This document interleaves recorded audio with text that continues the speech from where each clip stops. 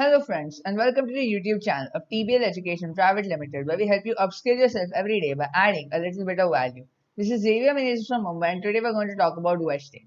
Now this is the latest part of our video set in the first module, which tells you about the technical terms that you need to know to start your startup journey. And vesting is an interesting term because it's a later stage term. It comes after you've already established your company, after you've got things already running.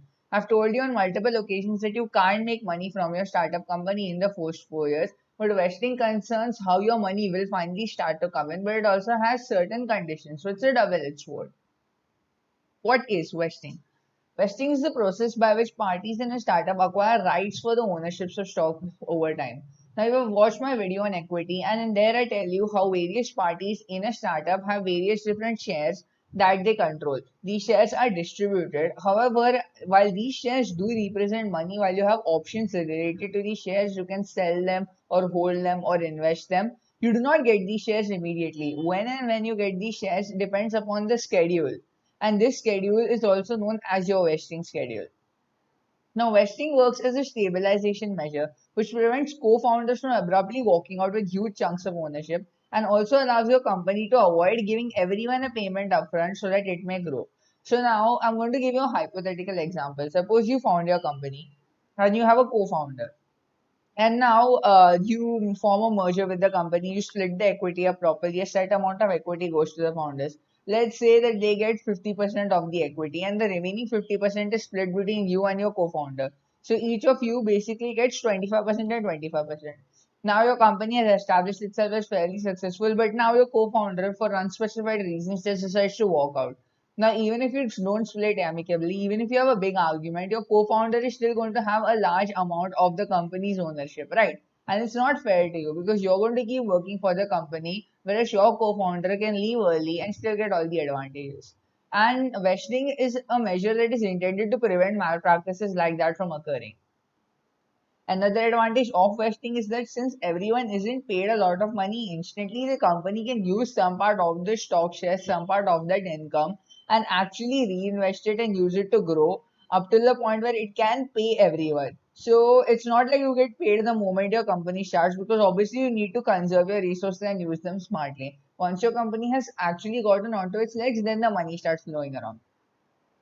Now, as per a vesting scheme, a company has the right to purchase back a section of the equity if a founder chooses to leave early. So, if someone with 30% equity walks out before the stipulated period ends, they only get 50% of the equity. So, this ensures that people walking out can't just take massive chunks of the company out. And this applies to pretty much everyone. It applies to co founders, but it can also apply to employees who are given equity sections and even advisors who decide to quit early, all of whom have different vesting rates and contracts. A vesting scheme ensures that the more time you put into a company, the more money you make. Founders and employees have a reason to devote their time and effort, and the earnings from vestings is generally not tax deductible. So it ensures that the people working for your company who have equity in it are motivated to stay with your company and constantly keep pushing it forward past those very complicated early years where it needs support.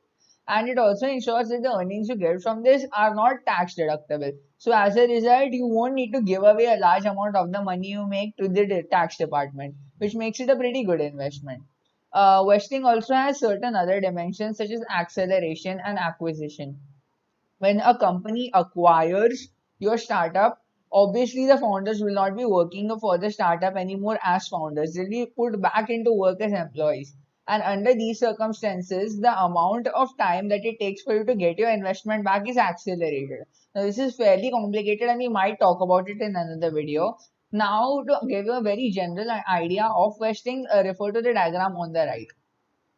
Now here you see a vesting schedule, and this is called a cliff-based vesting schedule. Now each year you get a certain percentage of your equity shares. Okay, so in the first year you get 33, in the second you get 33, and the third you get 33. So this way, if you stay in the company for 3 years, you will get 33, 33, 33, and finally make all of your equity stock share back, which means that you will get the amount that you originally owned in the company, but only after you worked there for 3 years. And if you walk out before that, you will not get that set amount of money, which motivates you to keep working. However, the cliff period, this long straight line that you see on around number one for the first year. So if you quit in the first year, before the end of the first year, you get nothing. because the first year is going to be the hardest, and it ensures that no matter how much of money employees are willing to forfeit, they will not walk out immediately. So this is a measure that is very important. Now that is all for this video. Please don't forget to like, share and subscribe. If you have any doubts, spell them out in the comments because this channel exists to help you, the people. Thank you very much.